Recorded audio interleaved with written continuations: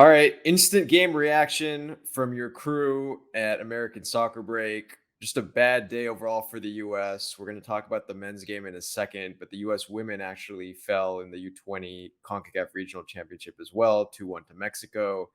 So, just an overall bad day for US soccer as a whole. I'm going to give my reaction. I have some strong opinions about the men's game in a second, but just a bad game. Just a bad day. Roy, the negative Nancy that he is, was right, and the optimism was misplaced. And I'm devastated because this was such a big opportunity for this team.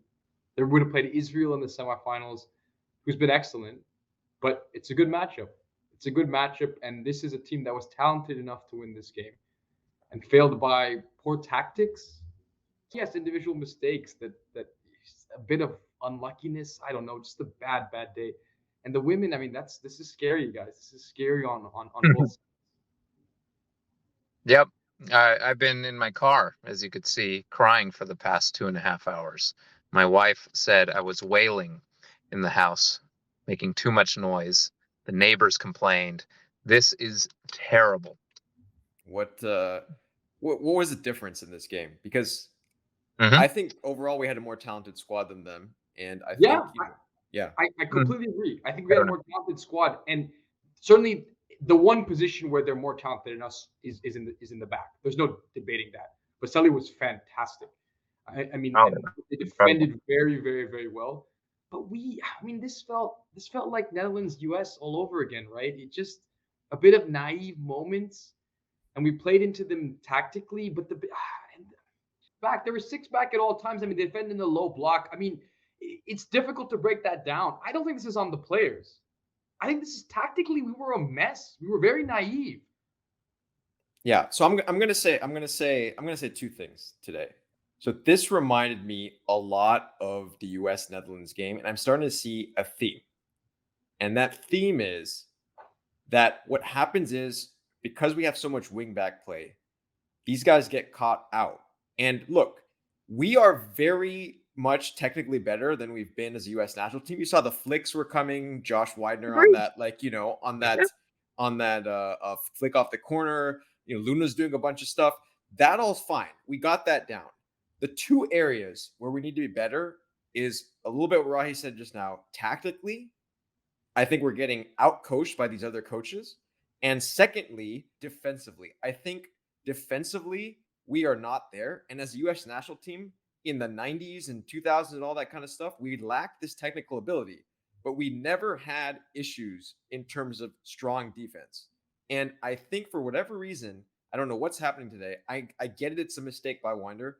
I get it. But if you look at the positioning of the players on both of the goals, they're out of position. It reminded me of the Dumfries to Daily Blind Yeah, situation. It bad. all starts looking the same. And Yeah. so one thing I'm going to say is I think we need a foreign coach. This shows me that for the men's national team, we need a foreign Possible. coach because We're this not going to keeps get one. happening. But This keeps happening over and over again, and we are technically we're better than Uruguay, and we dominated possession as Roy said, and as always we did. We weren't clinical in front of goal, mhm. but in this particular game, it doesn't matter how clinical you were. You can't allow these goals. You're not going to win every game 3-2. That's my little rant there, and I'll give it back to you guys. No, Yeah. it feels like we are continuing to play this. Eventually, we'll outplay. We need to continue to pass the ball around. We'll find a way through. Continue to let individual skills shine through.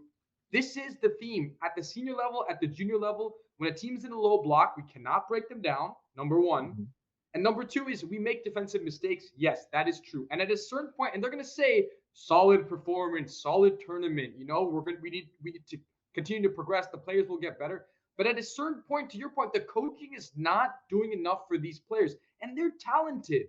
This team was really talented, Wait, and Rocky, 1 second. 1 second on that. So we fail against low blocks for two reasons. Reason one is what you guys are talking about. Totally agree with Sahil. I agree with your tactical analysis here that we fail tactically. We tend to fail on the head to head when you have a better coach and the US coach, sure. But to succeed against a low block, you need difference makers. You need guys to produce a moment of magic, special moments to get through. We don't have players that are good enough. That is my opinion.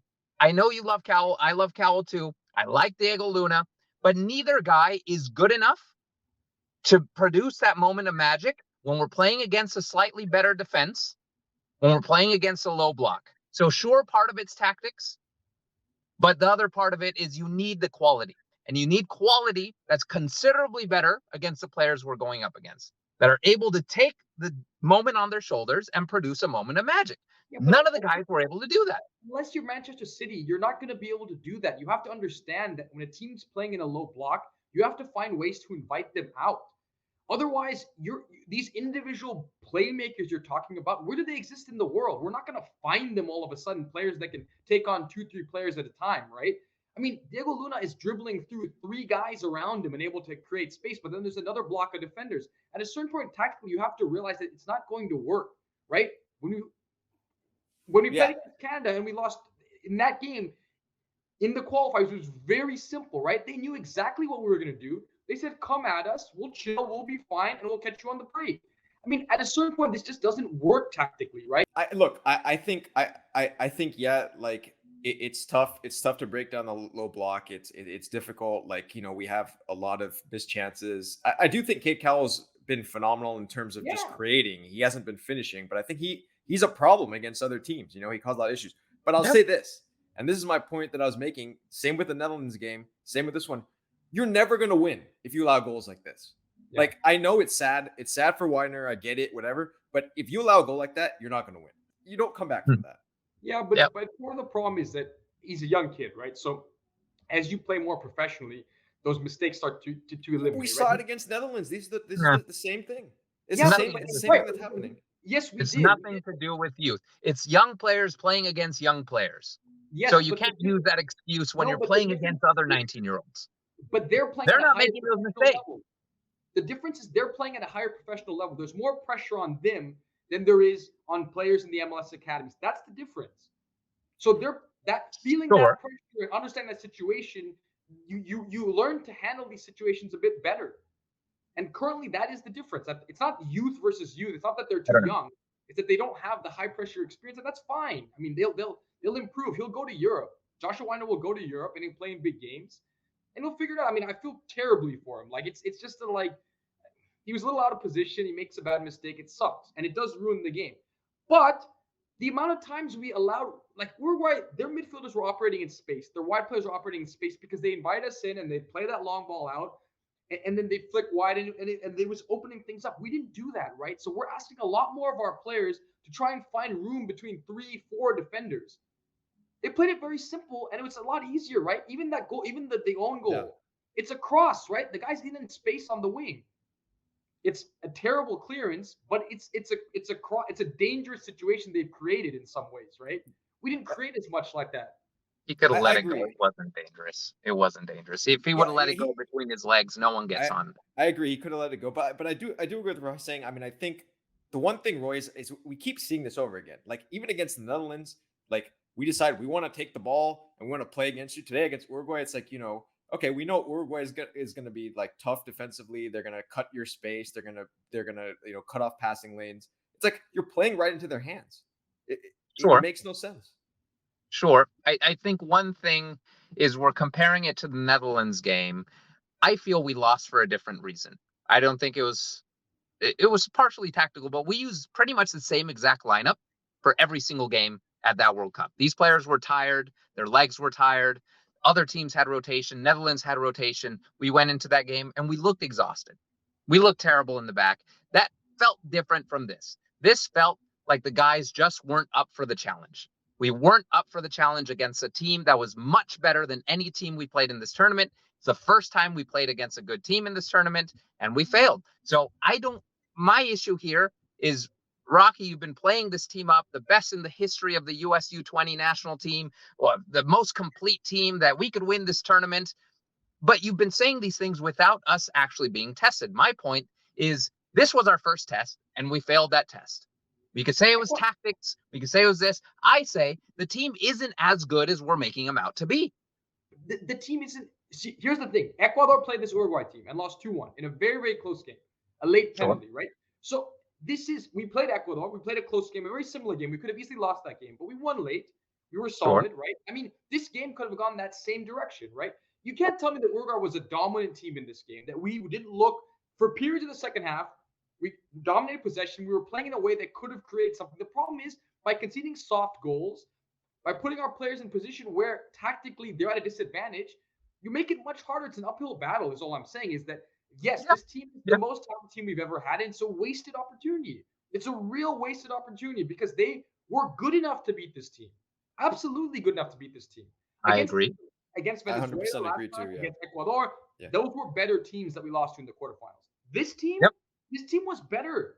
This team was better than their opponent in many ways. The problem is Some ways, sure.